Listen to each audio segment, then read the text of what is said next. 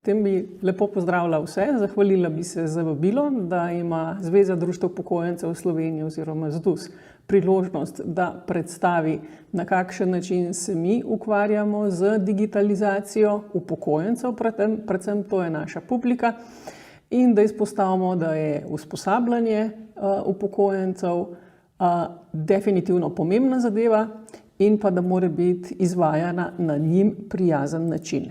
Zato bi se kar posvetila današnjim vsebinam, ki sem jih nekako razdelila v 4 sklope. In prvi je sicer, ali je potrebno spodbujanje za usposabljanje starejših. ZDUS je nekje pripravil svoje zahteve oziroma skoraj izrecna priporočila, kaj je pomembno, da se slišijo starejši. Nekaj besed bom namenila v tem, kako usposabljati starejše oziroma kaj je za njih pomembno. In pa seveda ne nazadnje omenila tudi projekt Digitalno vključeni, v katerem smo že pripravili novo platformo in jo bom predstavila. Tako da prva točka oziroma prva tema je spodbujanje usposabljanj za starejše. Prva zadeva, ki jo moramo takoj izpostaviti in za čemer ZDUS precej trdno stoji, je, starejši potrebujejo usposabljanja, ne izobraževanj. Usposabljanja pomenijo, da jih mi naučimo dejansko zadeve uporabljati. Ne, da nekdo pride, odpredava, po možnosti še kakšen komentar pove, saj sem vam to že povedal, če je recimo tak izobraževalec. To pri starejših ne deluje. Pri njih deluje to, da jih dejansko naučimo uporabljati, se pravi, da dobijo znanje za ravnanje. Kar se tiče digitalnih usposabljanj, je seveda močno zaželjeno, da ta usposabljanja potekajo z njihovo opremo. Se pravi, da na usposabljanje prinesejo svoj pametni telefon in se na njem naučijo funkcionalnosti tega telefona in sicer za tisto, kar oni potrebujejo. Ko govorimo o usposabljanjih, sploh v letošnjem letu nikakor ne moremo mimo fiaska z digitalnimi boni, kjer je bilo rečeno, da je to namenjeno usposabljanju starejših in za nakup opreme. In potem je ZDUS dobil ogromno klicev, mailov, pritožb, ker niso imeli nikogar drugega, na kogar bi se lahko obrnili po pomoč in kaj narediti, ker so si želeli priti do teh usposabljanj. Seveda jim je bila velika spodbuda bon za 150 evrov, ki pa vemo, da se je precej žalostno končal. In zato smo potem v ZDUS-u tudi pripravili neke naše zahteve.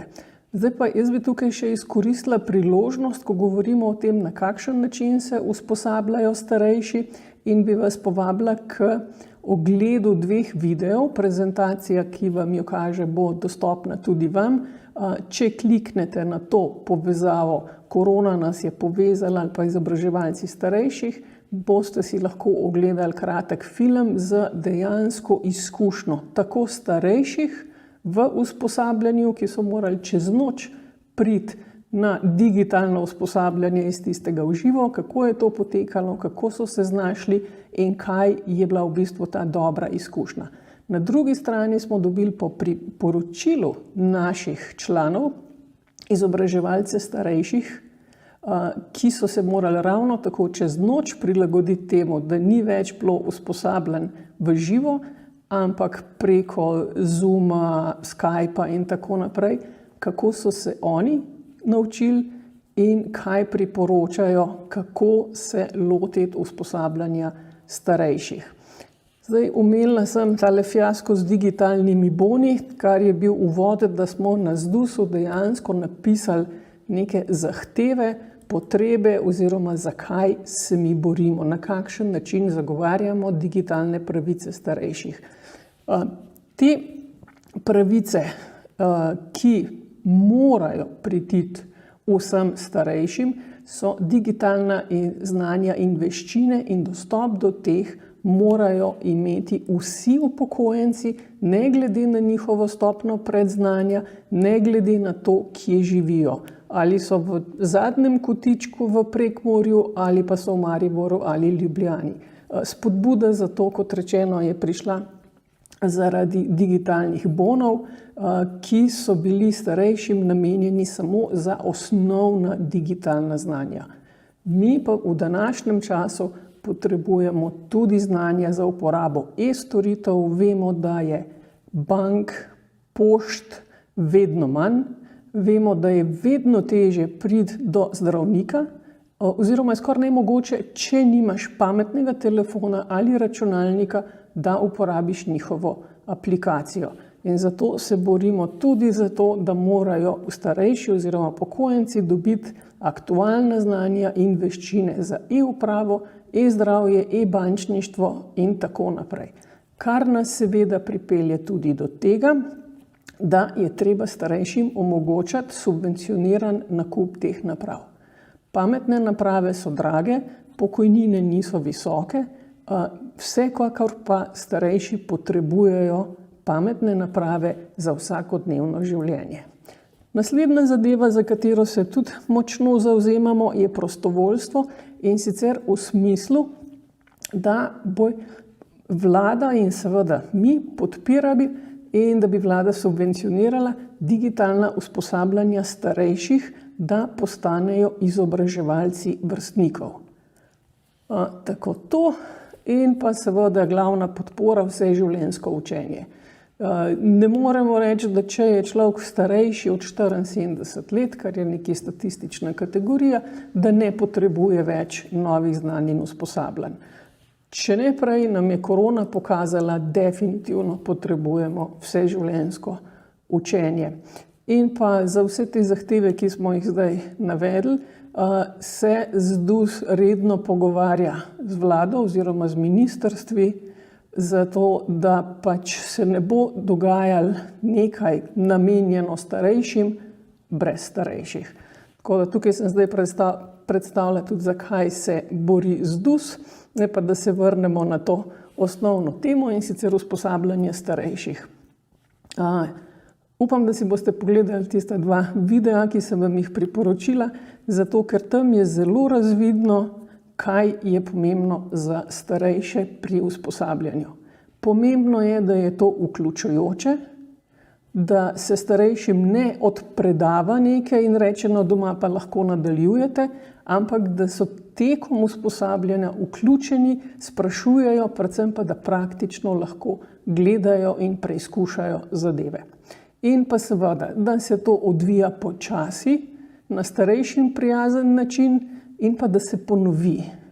Ne, da se enkrat pove, pa ok, saj smo povedali, dovolj je. Te trditve so podprte tako z povratnimi informacijami, ki jih dobimo s terena pri nas, kot tudi s podporo projektov. ZDUS se ukvarja kar z velikim številom projektov na področju digitalizacije.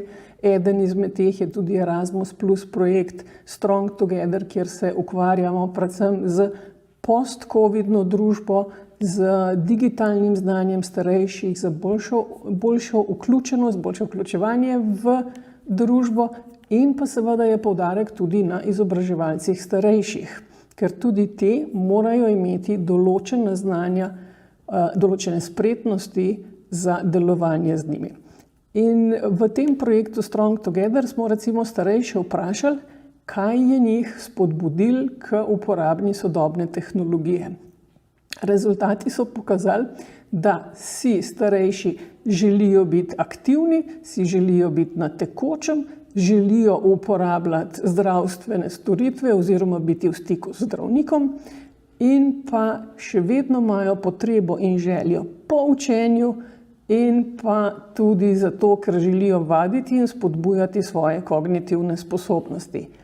Ko smo jih vprašali, kaj jih ovira pri uporabi računalnika ali pametnega telefona ali tablice, je bil najpogostejši odgovor: bojim se, da bom naredil kaj narobe. To je bila za nas zelo, bom rekla, poučna informacija v smislu, se pravi, ko pripravljamo usposabljanja, moramo absolutno nasloviti to, da se oni bojijo, da bojo naredili kaj narobe. Pri določenem usposabljanju smo recimo na ta način naredili tako čisto preprosto vajo klikanja z miško kot igrica. ki je bila zelo dobro sprejeta, zato ker starejši niso pač navajeni dela z miško, vsaj tisti, ki se niso ukvarjali s tem, in jim je to veliko pomenilo, da ugotovijo, ja, se lahko igram, se lahko poskušam, pa ni nevarnosti. Na ta način so v bistvu premagali strah na splošno do aparatov, tako da to recimo je bila taka dobra izkušnja. Če pa grem še na eno vprašanje, ki smo ga postavili, in sicer katere nove spretnosti si še želijo ali potrebujejo, je bil najpogostejši odgovor uporaba pametnega telefona, e-zdravje, e-banka in podobne storitve, pa mogoče malce presenetljivo spletni tečaji tujih jezikov. Ampak kakorkoli pogledamo, starejši si želijo novih znanj, se želijo učiti, bistvo pa je, da je to na vključujoč način, ne na predavanje. No, in to nas pripelje potem do te zadnje teme, kjer je pa ta projekt digitalno vključeni, in eden izmed rezultatov je tudi nova platforma, ki je namenjena starejšim. Drugi del je seveda tudi usposabljanje starejših, ki že poteka, in sicer za uporabo pametnih telefonov. Je izjemno dobro sprejeto, izvajamo pa jih na ta način, kot sem omenila, vključujoče, njim prijazno, v manjših skupinah, tako da lahko vsak pokaže oziroma postavi vprašanje, kaj deluje, kaj ne. Platforma, ki smo jo pripravili, sem tukaj pokazala spletno stran, pač projekt je tukaj financiran s strani Ministrstva za javno upravo iz Sklada za nevladne organizacije, namenjena pa je starejšim. Tako da v bistvu mi smo v okviru projekta malce pohiteli in je platforma že na voljo, že dostopna, čeprav je bila predvidena, da gre v živo šele 1.1.2023, in v januarju se tudi začnejo usposabljanja po društvih upokojencev, ampak dostopna je v bistvu vsem, nudila pa bo neke splošne informacije po različnih temah in pa tisto, kar si želimo, da boste šli iz spletne strani, da boste vstopili v platformo in da se boste na tej platformi tudi registrirali. Zakaj si želimo, da si registrirate? Zato, ker želimo, da je to interaktivna platforma, kjer lahko sami postavljate vprašanja, kjer izpostavljate, katere so tiste vsebine, ki vas zanimajo, da ne bo to pač še ena izmed mnogih spletnih strani, po kateri se išče informacije, tukaj pa jih lahko tudi sami dodajate oziroma poveste, kaj vas zanima, in jih organiziramo. Zdaj, če grem mogoče še na te posamezne teme, ki jih imamo, da predstavim. Ena tema je aktivno in zdravo staranje, tako da tukaj je pač ta stran platforme, kjer lahko na levi strani vidite, katere vsebine so nekje opisane, katerih se dotaknemo, in tem vsebinam bomo počasi dodajali nove, seveda spet vsebine, lahko so slike, definitivno bomo imeli tudi poučne filme, tako da ne bo samo branje in branje, ampak da bojo lahko tudi igrice in podobne zadeve, in sicer na temo aktualnosti dolgotrajne oskrbe.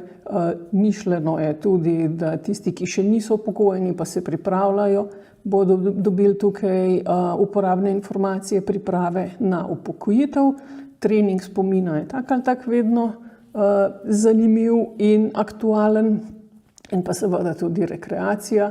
Prostovoljstvo je tudi precej priljubljeno med starejšimi, tudi njihove pravice, ustvarjalnost na splošno, in pa ena tema, ki je tudi zanimiva in pogosta, prometna varnost starejših. Tako da tukaj imamo zdaj že recimo take vsebine, kot je prikaz videa, varnost na cesti, in pa tudi, če bi želeli ponoviti znanje teorije, imate tudi to možnost, da se pretestirate, in pa seveda bivalni standardi starejših, kaj pomeni stanovanje, zdravo stanovanje, da se lahko gibljete. Tako da to bi bil en sklop teh informacij. Drugi sklop so pa digitalna znanja. V tem sklopu so pa predvsem na voljo kot neke učne ure, in pa kratki filmi, kako recimo si nastavite pametni telefon, različne aplikacije, elektronsko pošto in tako naprej. Tako, naslednja tema so e-storitve, kar je spet ena izmed zahtev oziroma zahtev po znanju starejših, kjer so prikazane vsebine in kako recimo se upravlja z e-zdravjem, e-bančništvom, e-upravo, o spletnih nakupih, e-oskrba in tako naprej. Tako da tisto, kar mi pričakujemo in je tudi nekje zaveza projekta, je, da s to platformo in z usposabljanji, ki jih izvajamo, dosežemo nekje višjo kakovost življenja, absolutno dvig digitalne pismenosti, s tem, da pomagamo seveda tudi, če boljše poznate in obvladate IKT orodja, je tudi socialna vključenost starejših, bom rekla, že kar bolj samoumevna kot pa težava. Tako da tukaj, kar lahko naredim, je, da vas seveda prav prijazno povabim, da se prijavite in registrirate na platformi in jo uporabljate oziroma povabite k temu ali vaše starše ali stari starše.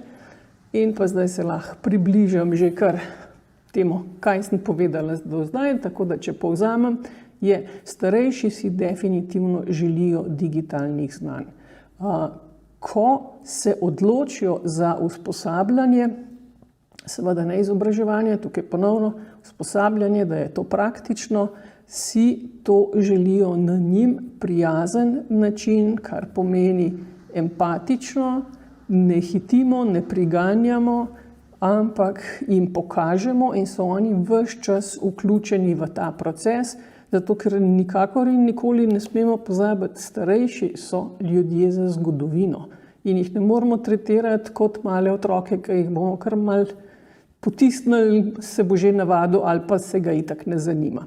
Zato je zelo pomembno, da imamo tudi usposobljene, empatične izobraževalce starejših, ki bodo znali najti skupen jezik s starejšimi in bojo znali tudi nasloviti ta strah, ki ga imajo, da bojo naredili nekaj narobe, da bojo nekaj pokvarili, če bojo samo pač malo tapkali po pametnem telefonu ali tablici. Tako da jaz se vam najlepše zahvaljujem za pozornost. Upam, da je bila zadeva za vas zanimiva in vam želim še veliko sreče in uspeha pri nadaljevanju.